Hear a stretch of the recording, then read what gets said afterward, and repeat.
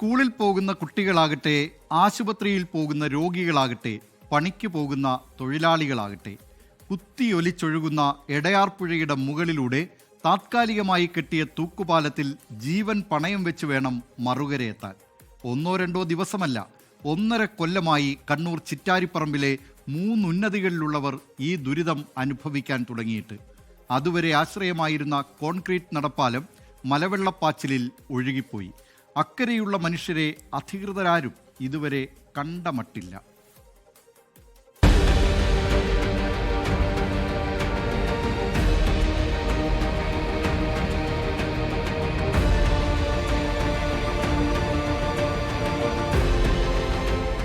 പാലം വേണം. എന്താ വേണ്ടത്? പുതിയ പാലം വേണം. എന്താ എംഎൽഎയോട് പറയാനുള്ളത്? ഒരു പാലം വേണം. ഇതുവഴിപ്പോ നടക്കുമ്പോ എന്താ തോന്നുക? ഒരു പേടിയുണ്ട് നടക്കുമ്പോൾ. ഓരോ തവണ പുഴ മുറിച്ച് കടക്കുമ്പോഴും രക്ഷിതാക്കളുടെ ഉള്ളിൽ തീയാണ്. പാലം ഒന്ന് പണിയണമെന്നുള്ളതാണ് ഞങ്ങളുടെ ആവശ്യം. അതവർ പരിഗണിച്ചിരിക്കുന്നു. അതിനെന്തോ 1 കോടി രൂപ എങ്ങാനും പെട്ടെന്ന് തന്നെ പാസ്സാവുകയും ചെയ്തതിന്.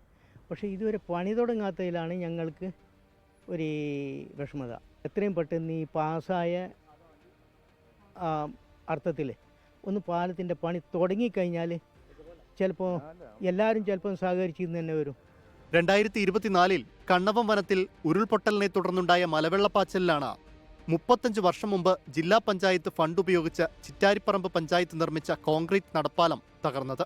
ഉന്നതികളിൽ നിന്ന് എളുപ്പമാർഗം കോളയാട്, എടയാർ, കണ്ണവം പ്രദേശങ്ങളിൽ എത്തിച്ചേരാനുള്ള ഏക വഴിയായിരുന്നു എടയാർപ്പുഴ നടപ്പാലം. പാലം തകർന്ന് ദുരിതത്തിലായതോടെ നാട്ടുകാരുടെയും ക്ഷേത്ര കമ്മിറ്റിയുടെയും കൂട്ടായ്മയിൽ 20 മീറ്റർ ഉയരത്തിൽ തൂക്കുപാലം നിർമ്മിച്ചാണ് 1.5 വർഷമായി പ്രദേശത്തെ വിദ്യാർത്ഥികളും നാട്ടുകാരും യാത്ര ചെയ്യുന്നത്. ഈ ഭാഗത്ത് ഒരു ഇഷ്ടംപോലെ പിള്ളേരുണ്ട് സ്കൂളിൽ പോകുന്നത്. അവർക്ക് പോകാനും വരാനുള്ള വലിയ ബുദ്ധിമുട്ടാണ്. അതിന് വലിയ വേഗം എടുത്ത് ഇതിലൂട്ട് രാവിലെ ഇങ്ങോട്ട് വന്ന് പിന്നോ നടന്ന് ആ ബസ് സ്റ്റോപ്പ് വരെ പോയി പിന്നോ തിരിച്ചു പോയിട്ട് പോകുമ്പോൾ ഫുള്ള് അവർ ടയേർഡാവും. ഇപ്പോൾ ഹോസ്പിറ്റൽ കേസെല്ലാം പെട്ടെന്ന് വന്നാൽ ഇപ്പോൾ ചുറ്റി 3-4 കിലോമീറ്റർ പോകണം. 3-4 കിലോമീറ്റർ അവിടെ ചുറ്റിയിട്ട് അങ്ങോട്ട് തന്നെ പോകണം. ഇപ്പോൾ ആണെങ്കിൽ ഇവിടുന്ന് ഇപ്പോൾ പാലം കിട്ടിയതാണെങ്കിൽ നമുക്ക് സുഖമായിട്ട് വേഗമല്ലോ റെഡിയാക്കിയിട്ട് തിരിച്ചു വരാം. ഇതിപ്പോൾ എല്ലാം കൊണ്ടും ഫുള്ള് ബുദ്ധിമുട്ടിയിട്ടില്ല. പാലം പോയിട്ട് ഇവിടെ MP വന്ന് MLA വന്ന് എല്ലാം വന്ന് പോകാന്നല്ലാതെ സാധാരണക്കാരൻ്റെ കാര്യങ്ങൾ കേൾക്കാൻ അവർക്ക് സമയമില്ല, ചെയ്തു തരാനും സമയമില്ല.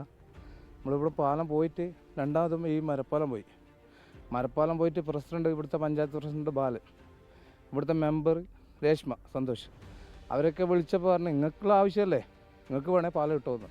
ഈ MP ആയാലും MLA ആയാലും പഞ്ചായത്ത് ഭരിക്കുന്നവരായാലും ഇവിടുത്തെ രാഷ്ട്രീയ നേതാക്കൾ എന്തിനാ സാധാരണക്കാരന് ഒരു ഉപകാരമില്ല, പിന്നെ എന്തിനാ അവരവിടെ ഇരിക്കുന്നത്? പന്നിയോട് പ്രദേശത്ത് 112 വീടുകളാണുള്ളത്. പ്രദേശത്തെ 100-ൽ പരം വിദ്യാർത്ഥികൾ കോളയാട്, കണ്ണവം, ചിറ്റാരിപ്പറമ്പ് പ്രദേശങ്ങളിലെ സ്കൂളുകളിലാണ് പഠിക്കുന്നത്.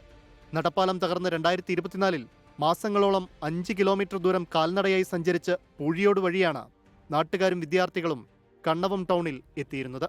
4 കവുങ്ങ് കൊണ്ടുള്ള ഈ മരപ്പാലത്തിലൂടെയാണ് കൈച്ചേരിയിലെയും തൊടിക്കളത്തിലെയും കുട്ടികൾ ഉൾപ്പെടെയുള്ള ആളുകൾ യാത്ര ചെയ്യുന്നത്. അത് എത്രത്തോളം അപകടകരമാണെന്ന് മട്ടന്നൂർ MLAയ്ക്കും കണ്ണൂർ MPയ്ക്കും മനസ്സിലാകുമായിരിക്കും. അതുകൊണ്ട് ഈ പാലം എത്രയും പെട്ടെന്ന് പണിഞ്ഞു കൊടുക്കുക.